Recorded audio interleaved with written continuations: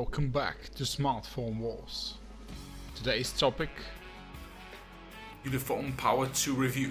More power for the user.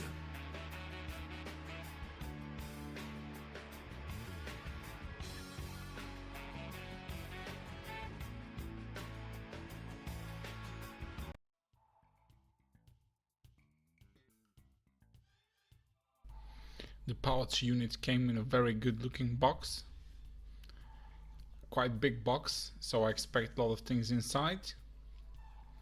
Very premium package. Nice way to open it with the red ribbon. And what's inside? Wow, there's plenty of stuff. Now, here's your OTG cable or on-the-go transfer cable. Besides that, you get a micro USB cable that's coated, which is very nice. A bulky fast charger. 6000 mAh battery without fast charging would be suicide these days. Luckily this thing manages to charge it quicker. And you have here your SIM tray pin and perhaps a good case inside. And yes, it's a case. And you do also get this phone stand you can put on the back or just put in your refrigerator as a magnet. A tempered glass screen protector. And now let's see the case. Looks like a hardback cover case. Let's just open it. Brand spanking new inside the box. And it's a very lovely textured back case. And now a few words on design and build quality.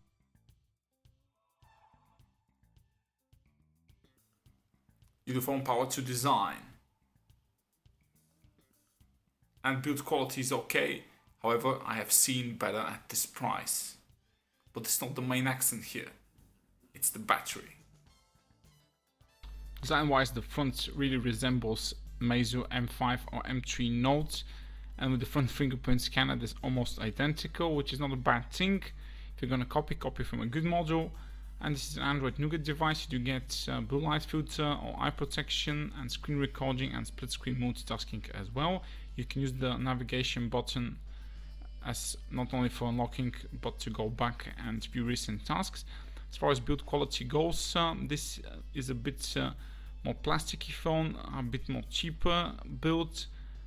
Definitely seem better at this price category. That doesn't mean it's bad.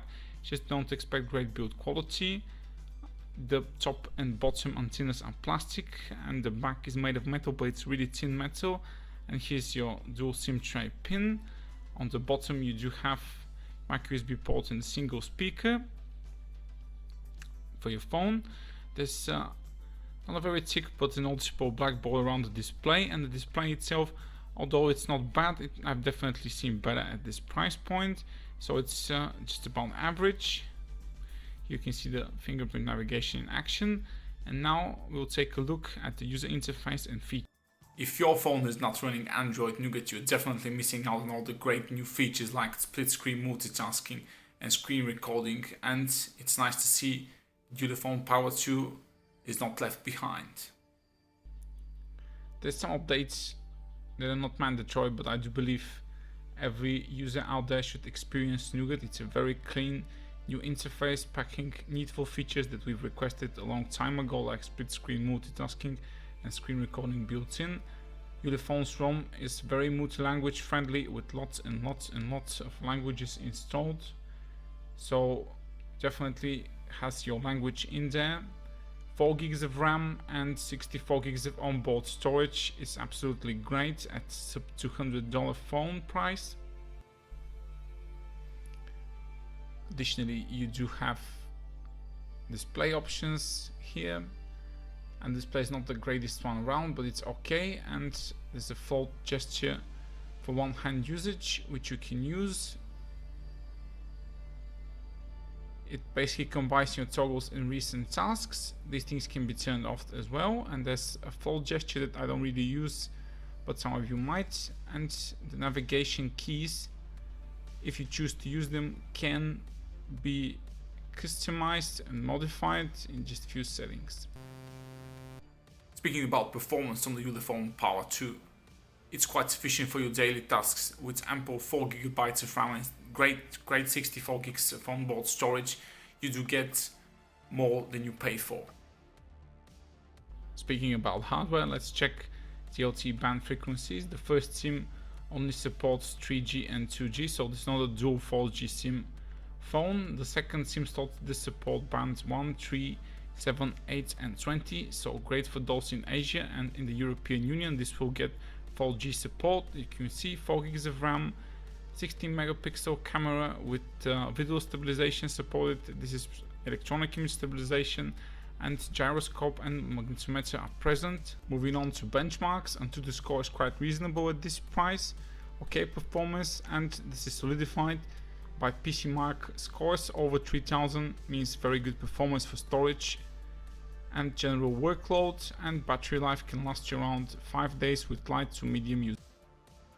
General performance is very good, switching between apps and multitasking, and even heavy gaming runs generally okay on the Power 2. Let's just check performance, not just take my word for it. Here I am switching between heavier social media apps, using the fingerprint only for navigation, going back. You can see phone doesn't struggle at all opening apps, opening multiple apps on the background, no problem, plenty of RAM in there, fast storage.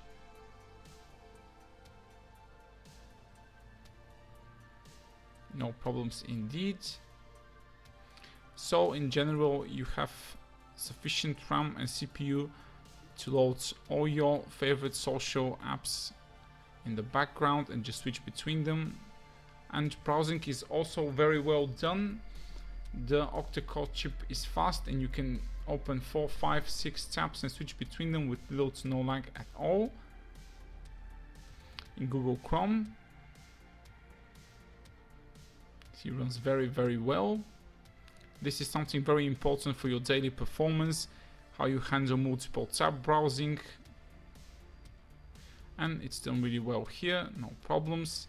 Just a few slight hiccups from time to time. Now remember, I do have around 20 apps open in the background at this time, and here's me switching between those apps.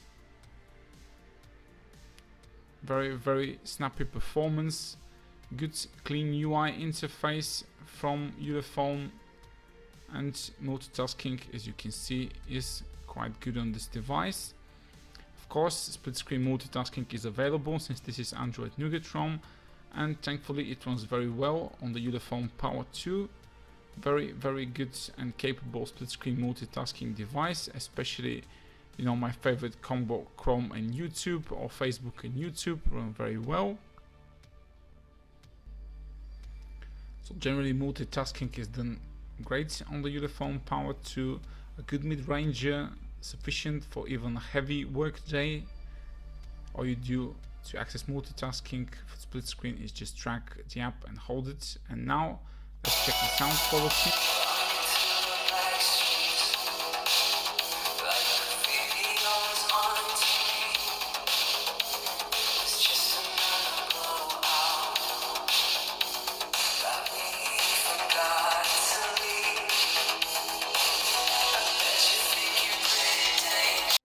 And now let's see how the Ulefone Power 2 handles gaming.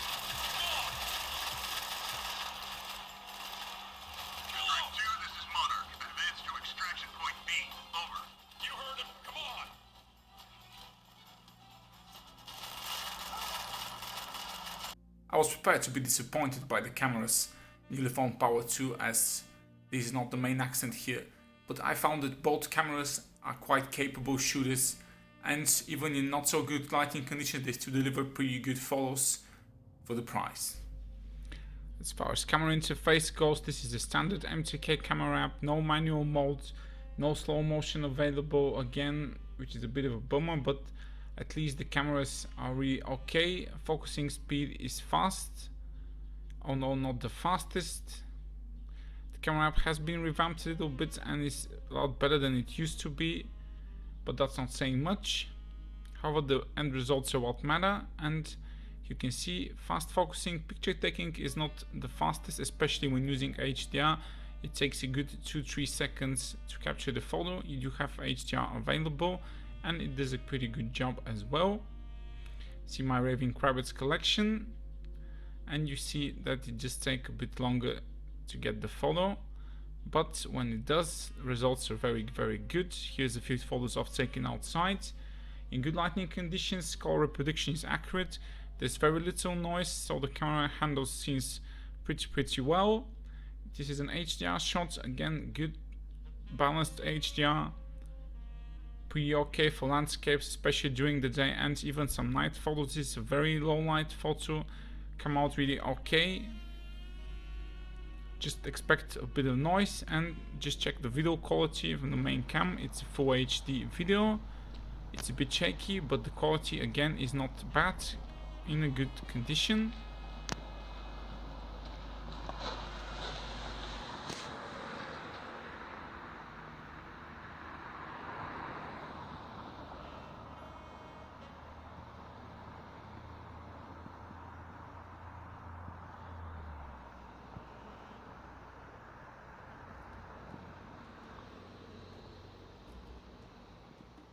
The front cam again has just simple photo and video modes, but they do deliver good and accurate colors with less noise and plenty of details, especially if the lighting conditions are more favorable, like outside or in a very well lit building like a mall. Here's a few selfies I've taken. You can see plenty of detail, very good for mid-range, and the long light selfie again, good color reproduction. And now let's check the front cam video. I've never even liked Ulefone phones before, but this baby seems alright. They've actually packed decent cameras in there, both front and back.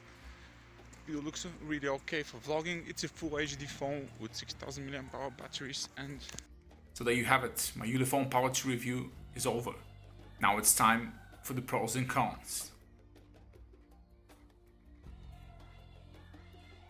So what are the pros of the Ulefone Power 2? Well, for starters, very good battery life, 3 to 5 days of usage on a single charge. Both cameras are actually quite capable for the price, delivering good photos even in below par lighting conditions.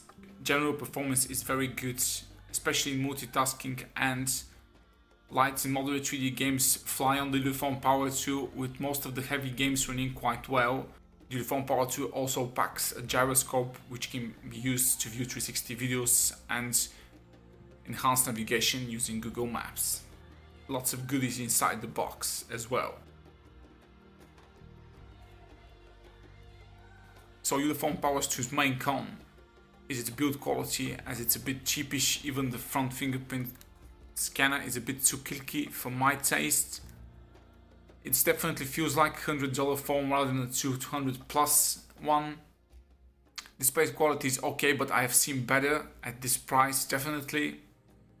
With so much battery inside, a more efficient chip would have been much better, as a Redmi Note 4X Snapdragon 625 delivers better battery life at 4000 mAh battery than the Ulefone Power 2 with 6000. So it's really now a matter of more efficient chip rather than a big battery for your phone.